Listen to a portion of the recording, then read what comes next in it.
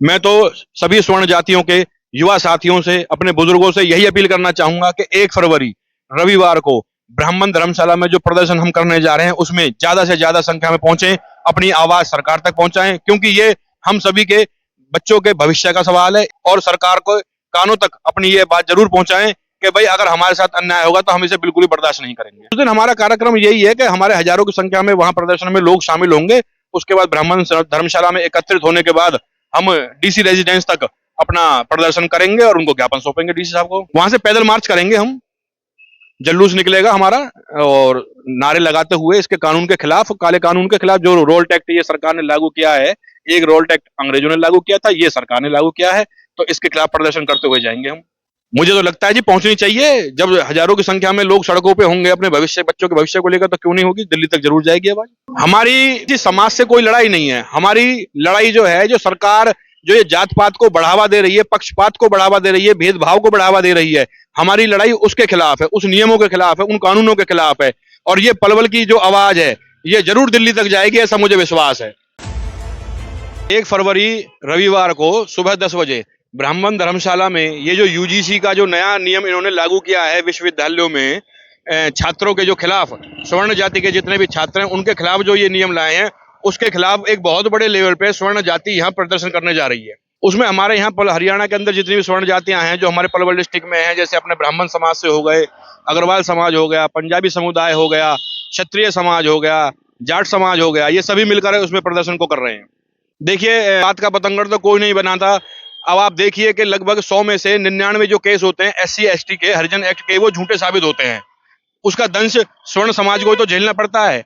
चलो हम तक था, उसे तो हम झेल रहे थे, परंतु अब इन लोगों ने क्या किया है, पिछले दरवाजे से जो ये नियम स्कूलों में, विद्यालयों में लागू कर दिया है, उसका दंश अब हमारे बच्चों को झेलना पड़ेगा।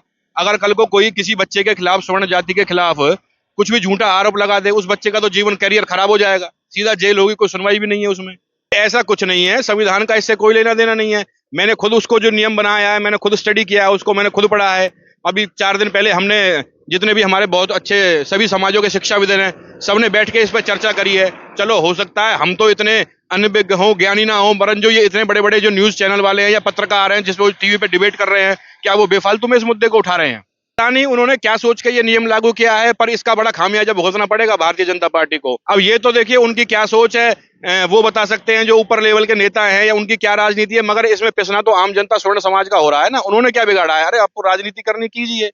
अगर स्वर्ण समाज की इस तरह से अनदेखी करी जाएगी, उनके बच्चों को इस तरह से मारने का जो नियम बनाया गया है, तो इसका खामियाजा तो सरकार को यूपी में नहीं, पूरे देश में भुगतना पड़ेगा जी। आदरणीय प्रधानमंत्री जी इस बात को खुले मंचों से बोलते हैं कि एक रहेंगे तो सेफ रहेंगे, परंतु केंद्र सरकार द्वारा जिस दबाव में, पता नहीं क्या सोच के उन्होंने जो ये नियम लागू किया है विश्वविद्यालयों में। शिक्षण संस्थान एक ऐसी जगह है जहां सबको समान विद्यार्थी के रूप में एक शिक्षा दी जाती है, जहां जात पात का अंतर मिटाया जाता है। मगर ये तो खुद अब स्कूलों में, उसमें विश्वविद्यालयों में इस जात पात को बढ़ावा दे रहे हैं। इस बात को हम बागेश्वर धाम तक भी पहुंचाएंगे कि भाई जब आपने इतनी बड़ी पदयात्रा निकाली है और इतनी जनसंख्या, लाखों की संख्या में लोगों ने आपका समर्थन किया है, तो आपको जरूर ऊपर नेतृत्व से बात करनी चाहिए और इस नियम को खत्म करवाना चाहिए। ये तो जनता की आवाज है। जनता तो मोदी जी को भी, अटल बिहारी और आडवाणी जी को हटा के मोदी जी को प्रधानमंत्री बनाया। अगर जनता की भावना होगी योगी जी को प्रधानमंत्री के बनाएंगे, तो वो बनाएगी जनता, इसमें क्या बात है? देखिए, ये तो अभी पहले इस नियम के ऊपर डिपेंड करता है कि सरकार क्या स्टेप उठाती है। अगर सरकार हमारे बच्चों के भविष्य को देखते हुए, हमारी बातों को सुनते हुए इस नियम को वापस लेती है तो अच्छा रहेगा, अदरवाइज का खामियाजा तो भुगतना पड़ेगा सरकार को, चाहे फिर वो कोई भी हो। यूपी में भी नहीं, पूरे देश में भुगतना पड़ेगा। आखिर हमारे बच्चों का दोष क्या है भाई? किस लिए हमारे बच्चों के साथ ऐसा किया जा रहा है? स्कूल में बच्चे पढ़ने वाले, विद्यालयों में पढ़ने वाले सब समान होते हैं। हम किसी जाति के खिलाफ नहीं है, हम तो इस नियम के खिलाफ है जिसमें हमें पहले से ही एक तरफा दोषी साबित कर दिया गया है। अगर यूजीसी लागू होता है तो फिर हैट्रिक लगना बड़ा मुश्किल हो जाए यूपी में। फिर तो बीजेपी की, योगी जी से दिक्कत नहीं है, दिक्कत भाजपा से है, क्योंकि ये नियम जो लागू करवाया ये भाजपा सरकार ने। हम भी बीजेपी समर्थित थे, पर ऐसा थोड़ी है समर्थन करने के लिए हम अंधे बन जाएं, बच्चों के भविष्य को खतरे में डाल दें। देखिए जी, पहली बात तो हम तो हरियाणा से हैं, यूपी की राजनीति का से हमें क्या लेना। अगर हमारे हरियाणा में ये सरकार इस नियम को वापस नहीं लेती है, और ये जब एक तरफा ये कहते हैं कि भाई स्वर्ण जितने भी हैं, तो भाई स्वर्ण फिर अपने कैंडिडेट तो हारेंगे इनके प्रत्याशियों के खिलाफ, चाहे वो हारे चाहे जीते। अपनी पूरी ताकत से हम चुनाव लड़वाएंगे अपने प्रत्याशियों का। स्वर्ण जाति अपने प्रत्याशी उतार कर चुनाव लड़वाएगी फिर इनके खिलाफ। जी, हरियाणा की राजनीति में, हरियाणा की राजनीति का तो दारमदार ही जो स्तंभ है वो स्वर्ण है।